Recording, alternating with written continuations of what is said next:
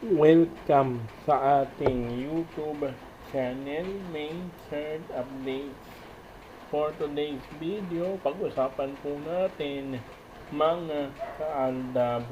Ito nga pong mga isiniwalat di umano ni Christopher Min at saka ng kanyang pamangkin dito nga po sa kanilang programang Showbiz Now Na. Di po ba napag-usapan po natin last time yung tungkol dito kung saan sinasabi daw nila na lahat daw ng sinabi noong nakaraan ng mag-asawang Diskaya tungkol doon sa hearing patungkol doon sa flood control project na pagbanggit sa mga pangalan ng mga akusado or doon sa mga kongresista or mga mayor, mga government officials na nakatanggap din daw ng mga kickback, no? Para doon sa or doon nga po sa pangungurakot nila sa pondo ng para naman doon sa flood control project. Tapos ngayon, noong naisiwalat na yun, nabanggit na yung mga pangalan ng mga kongresista, mga mayor, or mga government officials. Ngayon, gusto nilang palabasin na nagkamali lang daw or nagsinungaling daw itong mag-asawang Diskaya noong panahon na yun. Tandaan po natin na lahat po ng mga sasabihin mo doon sa hearing ngayon, doon sa Senado, diba? Mayroon tayong kasabihan, ito ba? Mayroon silang patakaran doon sa Senado na lahat ng sasabihin mo rito sa harap namin, sa harap ng publiko na nakakapanood ng live stream na ito ay puro katotohanan lamang ang inyong sasabihin. Wala po kayong pwedeng sabihin iba. Hindi po kayo pwedeng magsinungaling. Di po ba? Parang ganon. Ngayon, pinapabulaanan naman daw itong pamangkin ni Christopher Min yung mga sinabi raw ng mag-asawang Diskaya. Di po ba? Mga kaaldab. Tapos ngayon, lahat daw yun ay fake news. Pati yung pati yung inaako sa kay Congressman R.J. Ataide. Lahat yun fake news na yun dahil patapos na raw yung mga proyektong yun. Pero bakit ang malaking tanong ngayon, mga kaaldab, bakit umaalma itong si Mayor Joy Belmonte? Yung mga proyektong binanggit ng doon sa kanya or binanggit niya doon, bakit hindi kasama yung proyekto ni Congressman doon sa master plan? Hiwalay po yun. Bakit hiwalay yung proyekto ni Congressman Arjo sa kanyang distrito? Di ba kasali po yun dapat sa mga proyekto doon sa mismong master plan, doon po sa master plan na hawak po ni Mayor Joy Belmonte. Tapos hindi daw nasunod yun. Diba? Ibang contractor yun or ibang kumpanya yung humahawak doon. At nakita naman natin na ang kumpanyang binibida noon ni Congressman na hindi daw para hindi daw mahalata, no? Yung yung kumpanya rin ng yata ng Diskaya, yung or isa sa mga subcontractor ng ahensyang yan ng gumagawa ng mga daan, diba? May na pong sabihin yung pangalan ng ahensya, no? Pero gets niya naman, no? Pero nakakapagsaka lang, bakit ganun?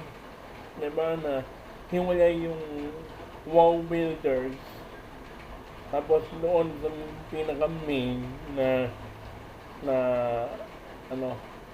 contractor o doon sa mismong master plan, bakit hiwalay yung mga proyekto ni Congressman doon sa master plan o doon po mismo sa mismong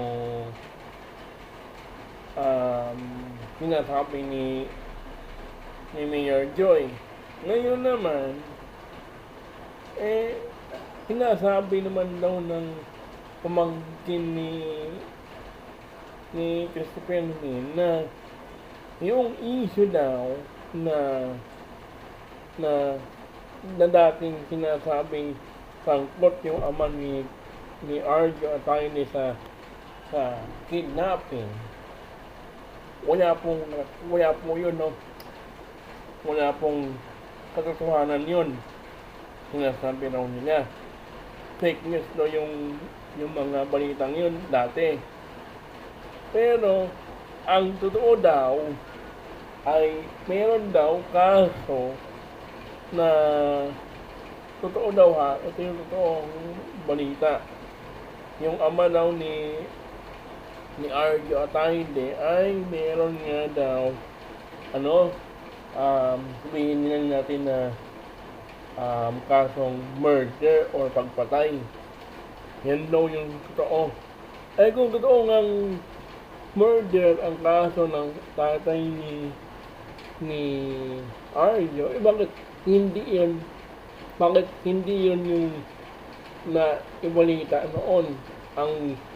Ang balita noon ay kidnapping, di ba? Kidnapping. Tapos ngayon naman, bago, naging murder or pagpatay. O ibig sabihin, grabe, no? Yan na po yung niyang sinasabi ngayon. O sige, sabihin natin kidnapping man yan or murder yan. Wala kaming pakialam, basta ang alam namin, yung nagsasabi ng totoo, yung Diskaya, di ba? Kasi mayroon po silang resibo niyan eh. Yung hawak naman ng pamilya Atayde or ng pamangkin mo, mga peke po yan, mga peking dokumento, mga inedit or gawa sa AI, di ba? Para masabing ay totoo yan sinasabi ng pamangkin ni Christopher Min, para kami, tanga, para maniwala sa mga sinasabi ni kami, mga tanga, para maniwala sa mga sinasabi ninyo at mga bobo, diba, mga kaaldab. Yan ang mahirap kung bakit ang daming ang mga tanga at mga bobo pagdating dito sa mga pangyayaring ito, di ba? Mga kaaldab. Dapat alamin niyo muna kung totoo nga ba yung sinasabi ng magtsahe na yan, no? Na Christopher Min at Dick Horton. Tapos binabantaan ninyo na para bang nagkakamali lang yung mag-asawang Diskaya, yung para bang sinasabihan ninyo na huwag kayong magturo-turo dyan, ang basta-basta. Huwag kayong turo-turo dyan, baka may manunod kayo sa punso. Wow! Naniniwala ka pa sa mga planong kasabihan, Christopher? Kami nga, hindi kami naniniwala dyan sa mga sinasabi mo. Ewan ko nga ba, bakit ang dami-daming dyan, ang mga viewers dyan na umaabot ng mga 100 o 300,000 views ang isang video nila. Mga kaaldab. Dapat doon lang dapat sa mga vloggers na nagsasabi ng totoo, yung malaki ang views. Kunad namin, di ba? Kasi kami ang nagsasabi ng totoo at ng katotohanan, no? Hanggang dito na lang ang ating video. Don't forget to like, share, and subscribe for more updates kina Main at Alden. Next time po mayroon po tayong update po kay Alden at kay Main. Inuna ko lang po ito, mga kaalda, para alam po ninyo ang totoo kaysa dito sa mga fake news na kumakalat ngayon sa mundo ng social media. Uulitin ko, hanggang dito na lang ang ating video. Don't forget to like, share, and subscribe for more updates in the Main at kay Alden. Bye-bye!